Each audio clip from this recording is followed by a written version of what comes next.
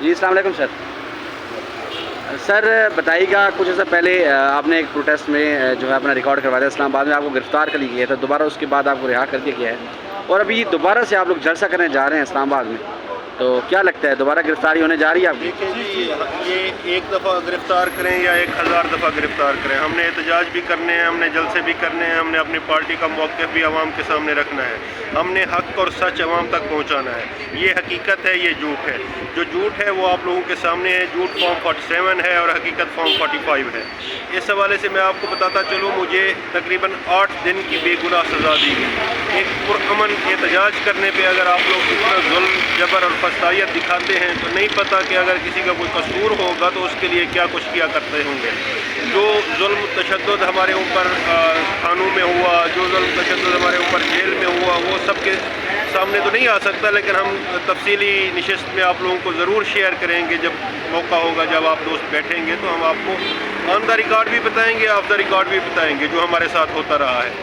اور اس کے علاوہ جب ہم باہر نکل کے آئے ہیں, آپ یقین کریں ہمارے حوصلے, ہماری جرأت, ہماری خواہشیں اور بھی اوپر چلی گئی ہیں. اس لیے کہ خان صاحب اگر 1 سال سے یہ ظلم و تشدد برداشت کر رہے ہیں تو ہمارے لیے تو چند دن تھے, اور ان چند دنوں میں ہم نے جو کچھ سیکھا ہے, خان صاحب کے ہمسائے بھی رہے ہیں, ہم نے ان کی پہلے وکالت بھی کی, اس کے بعد ملزم ہو کے بھی اڈیالہ گئے ہیں, پہلے بھی ان سے ملتے رہے, اس کے بعد بھی ملتے رہے.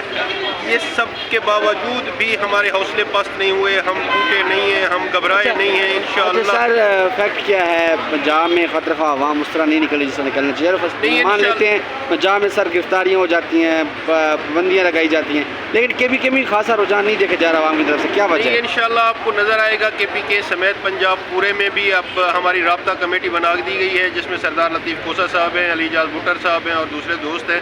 تو انشاءاللہ ہم پورے پنجاب کو بھی کھڑا کریں گے, ایکٹیو کریں گے, انشاءاللہ نظر آئے گا آپ کو.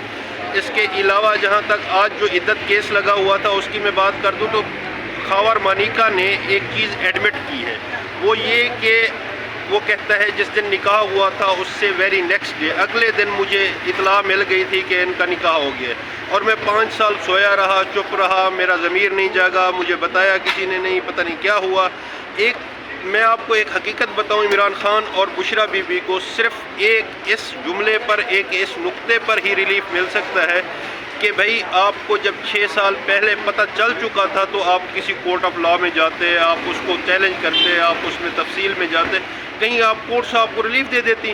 آج آپ کو تشدد, پریشر اور یا جو بھی میلافائڈی ہے اس کے ذہن میں انٹینشنلی, اس کے بعد آپ آ کے جیسے بیہودہ گھٹیا الزامات لگا کے یہ کیس کر رہے ہیں. اور ریاست کو بھی سوچنا چاہیے, لوگوں کے بیڈ رومز تک چلی گئی ہیں, ججز کے بیڈ رومز میں کیمرے لگائے جا رہے ہیں, ججز کو دھمکایا جا رہا ہے. میں آپ کو ایک چیز بتاؤں کہ جو سب سے زیادہ مجھے الارمنگ لگ رہا ہے کہ ATC راولپنڈی کے جج کے ساتھ جو اڈیالہ جیل میں ہوا ہے, اس کے عملے کے ساتھ جو ہوا ہے, یہ شاید آپ لوگوں کی نظر میں چھوٹا معاملہ ہوگا, چھوٹا مسئلہ ہوگا, لیکن یہ اتنا سینسیٹیو ہے. اگر اس معاملے کو سپریم کورٹ کے معزز جج صاحبان نے ٹیک اپ کر لیا تو یہ بہت دور تلک بات جائے گی. بہت شکریہ, تھینک یو. روزنامہ قدرت کی ویڈیو دیکھنے کے لیے ابھی YouTube چینل پر سبسکرائب کریں اور بیل آئیکن پر بھی کلک کریں.